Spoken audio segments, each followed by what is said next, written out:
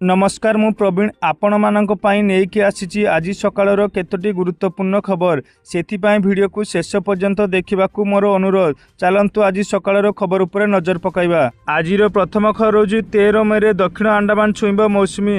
दक्षिण अंडमान सागर दक्षिण बंगोपसागर किछि अंचल एवं निकोबर द्वीपपुंज अंचल को मे 13 तारिख सुधा दक्षिण पश्चिम मौसुमी अग्रसर हेबाकू पाग साथ देउछि।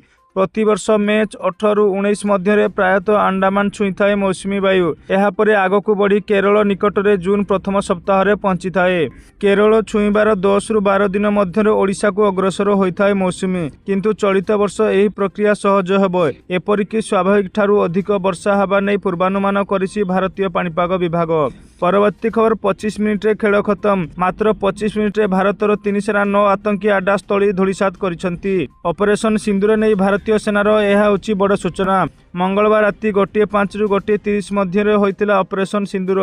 एथिरे 9टी आतंकी आडा को कराइतिला टार्गेट। एप्रिल 22 तारिख रे होइतिबा आतंकवादी आक्रमण पर भारत मंगलवार मध्यरात्रि रे प्रतिशोध नेइछि। काली मध्य भारतीय सेना पाक अधिकृत काश्मीर और पाकिस्तान किछि अंशरे प्रवेश करी आतंकी कैंप्स को ध्वंस करिछि। परवर्ती खबर दीघारे पश्चिमबंग सरकार द्वारा निर्माण होइतिबा जगन्नाथ मंदिर को नहीं विवाद थमिबार ना नेउनी। चारिधाम मध्यरु पुरी धाम अन्यतम होइतिबा बेले दीघा जगन्नाथ मंदिर को जगन्नाथ धाम बोली उल्लेख करी मुख्यमंत्री ममता बनर्जी विवाद सृष्टि करिसंती।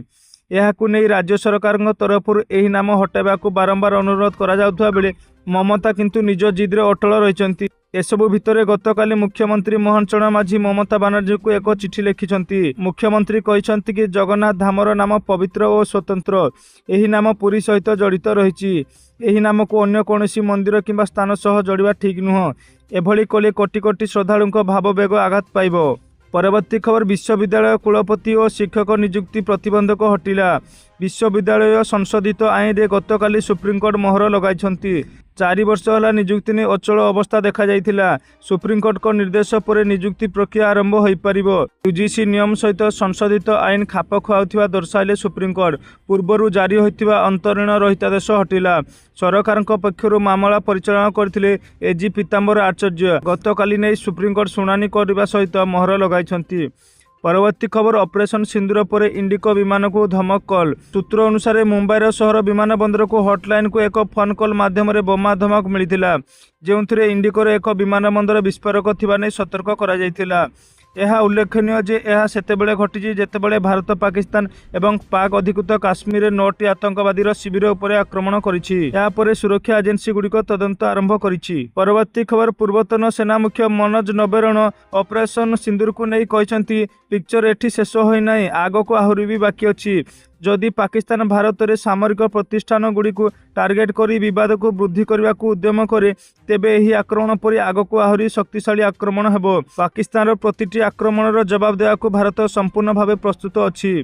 राति अंधार रे करा जाउथवा ऑपरेशन रे भारतीय वायुसेना क्षेपणास्त्र साहाय्य 9टी प्रमुख आतंकवादी शिविर उपर आक्रमण करथिले। परवर्ती खबर ओडिशा रे पर्यटन क्षेत्र रे विकास को आहुरी त्वरान्वित करिया पई केंद्र सरकार पुरी ठारे एक नूतन ग्रीनफील्ड विमान बंदर निर्माण करिया पई केंद्र सरकार नीतिगत अनुमोदन प्रदान करिसंती। एथिपाई मुख्यमंत्री मोहन चरण माझी, प्रधानमंत्री नरेंद्र मोदी और केंद्र बेसामरिक विमान चलाचल मंत्री के राममोहन नायडू को धन्यवाद जणाइछंती। सूचना योग्य श्री जगन्नाथ विमान बंदर नाम नामित यह महत्वाकांक्षी भित्तिभूमि प्रकल्पटी 5631 कोटी टंका मूल्य 1164 एकड़ जमीन विकसित हेबो। यह निर्माण कार्य 3टी पर्यायर हेबाकू जाउथिबा बेले यह संपूर्ण हेबा परे वार्षिक 46 लाख यात्री विमान यातायात रे सुविधा प्रदान करिवो। परवर्ती खबर एसटीआई पीआरओ नियुक्ति परीक्षा त्रुटि प्रसंग।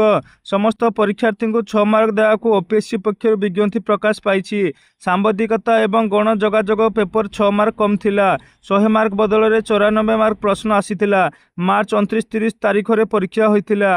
39 पदवी पाई पाखापाखि 1000 रु अधिक आशायी परीक्षा देइथिले। परीक्षार द्वितीय दिन सांबादिकता एवं गण जोगाजोग पेपर परीक्षा थिला। 30 तारीख अपराह्न रे पेपर 4 लिखित परीक्षा करा जाइथिला।